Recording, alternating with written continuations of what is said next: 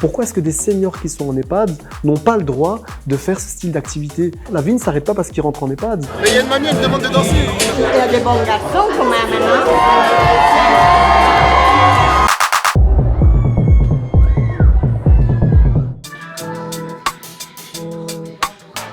Oui, ce soir, je vais dans une discothèque, je ne sais pas encore laquelle.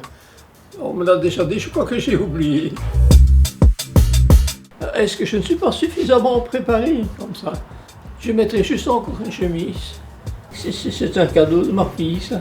C'est pas très dansant, tout ça, hein?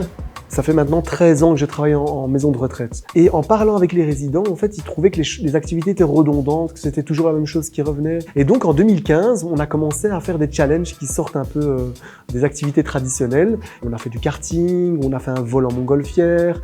Et donc là, clairement, la sortie en boîte de nuit, c'est un challenge Papy Boubou.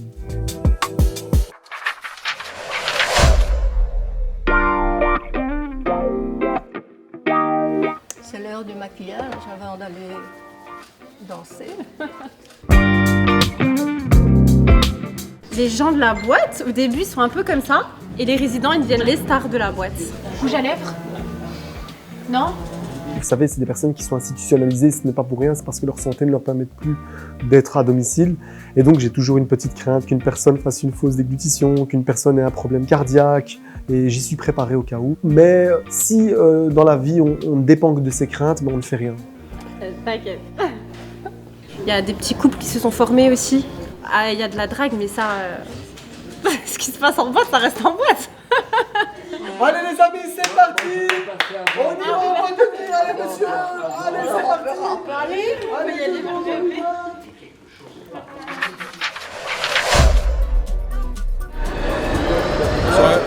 Salut, bonsoir.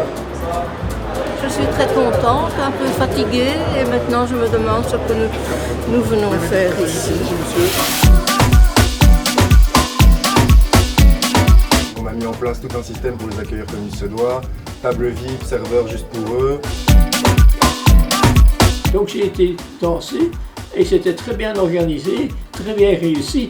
C'était évidemment très tard, mais ça ne m'a pas gêné outre mesure.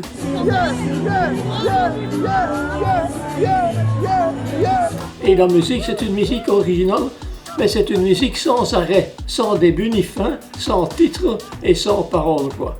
Mais ça m'a tout de même plu. Les clients aussi du club sont hyper réceptifs, justement ils vont danser avec, ils les prennent pour bouger dans le club, pour danser et c'est vraiment incroyable. Tu vas tourner là-bas encore? Attends, repose-toi, bois un petit peu. Attends, Lolita!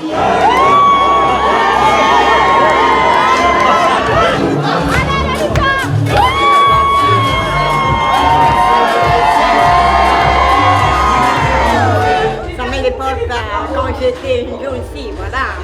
Des boissons, des gens, de la musique. Il y a des bons garçons quand même, hein? On devrait avoir plus de place pour danser. Vous avez une piste de 4 mètres de diamètre et toujours des gens qui sont là, qui parlent et qui ne dansent pas. J'ai été étonné parce qu'avant, quand vous ne savez pas très bien danser étant homme, on vous laisse un peu tomber. Et ça, il n'y a pas maintenant. Les gens sont moins exigeants, moins pointilleux, comme ça, il me semble. Tu vas te faire belle. Elle est déjà belle. Elle est déjà belle. Ouais, elle est tellement belle. Je change, hein?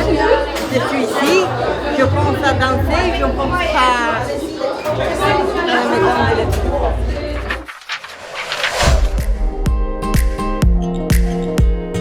Il faut savoir qu'en boîte de nuit, en tout cas quand on a ramené nos aînés, c'est toujours bienveillant envers nos seniors. Les gens s'intéressent, tiens, qu'est-ce qu'ils font là, d'où ils viennent, ils s'intéressent vraiment à la population. C'est vraiment de la bienveillance pure qui est vraiment extraordinaire et beau à voir en tout cas. J'ai vu que quand je sortais en soirée, je m'amusais plus comme avant. Je voyais que les gens, ils étaient trop sur leur téléphone, ils dansaient pas, ils se levaient pas, ils rigolaient pas. Et là, je suis sortie avec eux et je me suis éclatée comme jamais. Mais vraiment. Je me sens bien. Il est 2h30 du matin et je me sens en forme.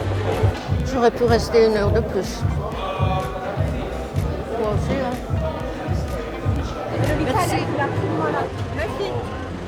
Rentrez bien, mademoiselle.